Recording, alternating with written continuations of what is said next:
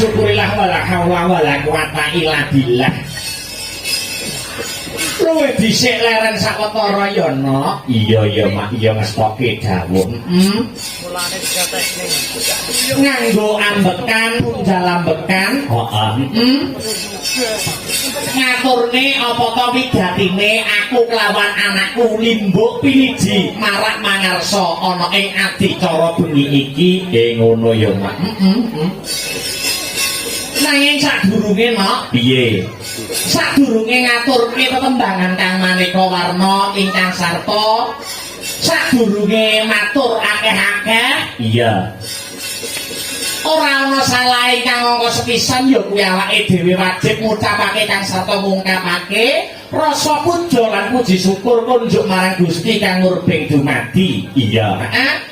Allah Subhanahu wa taala Tuhan kang Maha Esa Hyang Widiwasa. Ngono ya mak. Angga sepisan ngunjuke rasa syukur merga syukur kuwi perkara sing baku. Merga syukur kuwi perkara sing penting. Wajib sing ditengenake no. Ngono.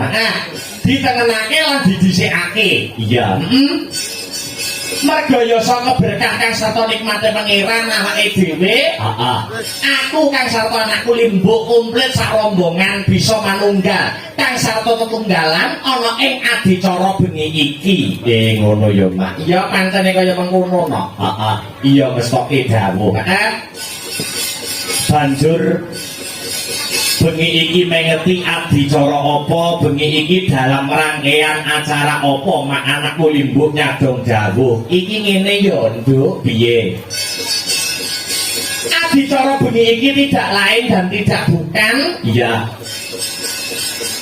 Ya kuwi adicara agenda rutin tiap tahun. Agenda rutin tiap tahun. Ya kuwi wujude adicara bersih desa, bersih desa. Jenenge wae wis ngandharke kok no bersih karo desa bersih kuwi resik desa wis ngarani. Sing dirisiki ora mung desane secara lahir, nanging uga batine warga para masyarakat ingkang lenggah ana ing desa Majaseta. Oh iya, ngono ya mak.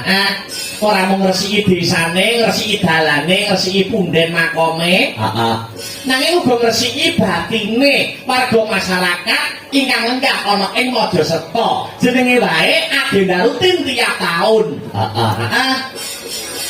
Jadi aja disiak-siakne acara sing setahun pisan iki. Ayo, setahun pisan iki dienggo ngonceki metani karo kaluputane dhewe-dhewe. Oh, ngono. Ana tetembungan aja tudang-tuding nanging tudingen awakmu dhewe. Aja metani kaluputane wong liya nanging petanana dosa kang sarta kaluputanmu dhewe. Pancen bener kaya ngono, Nduk.